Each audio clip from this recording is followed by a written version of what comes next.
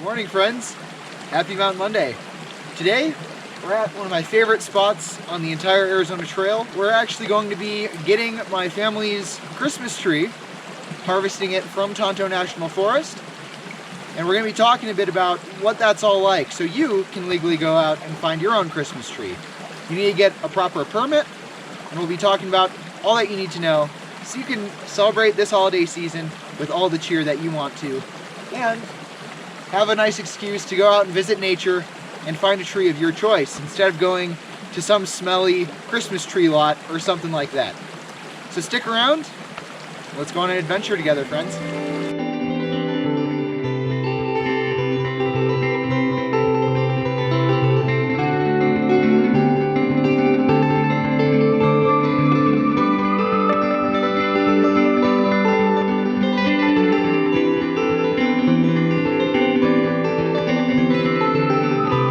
Step one of Christmas tree hunting is to wander through the woods aimlessly until you find one that works. And then when you think that one works, when you get close to it, it's probably gonna have a bare side or something.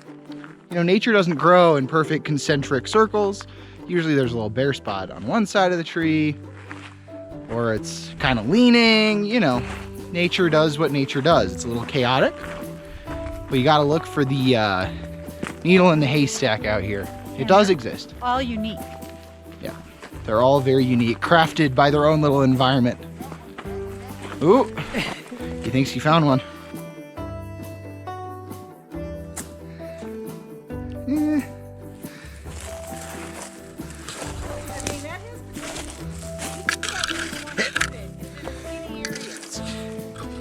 Kind of patchy on this side though. It's more than 10 feet and it's patchy. So the Christmas tree permit allows you to take one tree of any species on the national forest you buy it on. So what we usually try to go for is like a blue spruce, because it's kind of the more traditional Christmas tree look, but the tree has to be under 10 feet tall. And you can't like chop it off in the middle and then take the top 10 feet. You gotta cut it off at the bottom and be 10 feet up from there. That's the limit.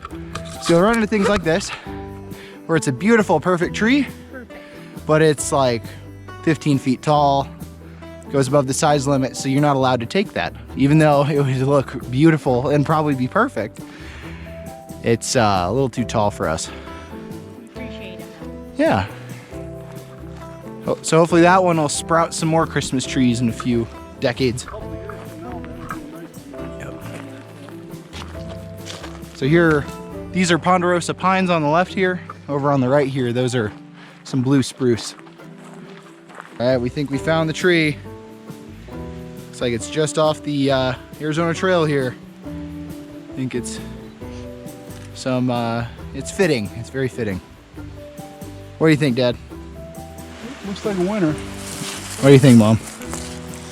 I think it's a winner. I think it is the winner. It's going to be beautiful. In all the trees back here are pretty scruffy, and this is about as full as they get. Least scruffy of all. There it goes. Timber! Wow, that was good.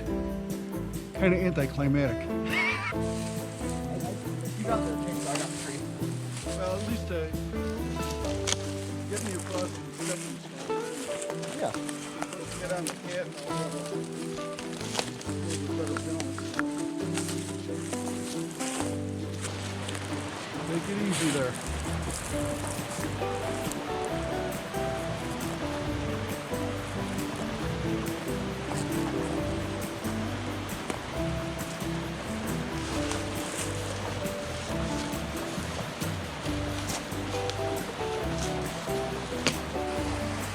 So you can get a tree just like this for $15. You just gotta deal with nature's chaos. It's not gonna be the perfect $150 natural farm-raised tree that's perfect, but you're gonna have a great story, a great little adventure, and some good memories to carry you through this holiday season. So now we're gonna hike out with our Christmas tree and get it fastened down to the car. I'll give you a few more tips about choosing your own tree along the way. So here are a couple of tips and things to remember. Purchase a permit early or else they may run out. They're only $15 and you can buy them online this year because of the coronavirus pandemic. Previously, you had to go and pick them up in person, so this year there's really no excuse to not get a permit. This permit allows you only to harvest a tree in the national forest that you bought it in. Be sure to have the permit with you so that when you go, you don't forget it, you don't get fined, anything silly like that. Also, it's extremely important to be sure that you're on national forest land, specifically the national forest you bought the permit for, before you cut down your tree, or else you could be fined.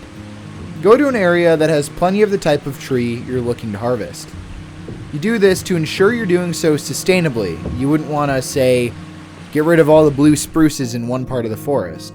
Trees that are more Christmas tree sized may be found more frequently close to clearings or burn areas as new growth comes in, but the Forest Service recommends harvesting trees from densely wooded areas to make more room for other trees to grow. Consider that when thinking of an area. Also, you could find better trees on flatter terrain with more even exposure to sunlight. This helps the tree grow more evenly and avoid any strange bends in the trunk, making for a more ideal Christmas tree. We didn't have this in our case today, but if there's snow on the ground, be sure to remove the snow at the base of the tree so you can properly measure and cut the tree as close to the ground as possible. Depending on what national forest you're looking to harvest from, some permits may allow you to also harvest an armload of green branches and pine cones. It's also important to pack as if you're going on a full-fledged day hike. That means extra water, extra food, a first aid kit. You'll never know what you'll run into on your quest for a tree, so the old Boy Scout motto is sound advice: be prepared. When going into the woods, cell phone coverage may be spotty. Be sure to tell someone where you're going and when you plan to return in case an emergency arises. Lastly, be sure you have a place for the tree set up and measured before you leave to harvest. It's also important to measure the area so that you know what size tree to look for. When you're in the woods, the trees have a tendency to look a lot smaller than they will be in your home. Measure twice and cut once. Thank you so much for watching today's video. If you enjoyed it, please be sure to smash that like button, as it helps the YouTube algorithm recognize the value in my work and in turn allows me to make more content for you guys. Be sure to hit that subscribe button so you're here for my next video. If you have any questions or comments, leave them down in the comments section below, or feel free to direct message me at trailtime.jake on Instagram. See you in the next one. Stay groovy and happy holidays.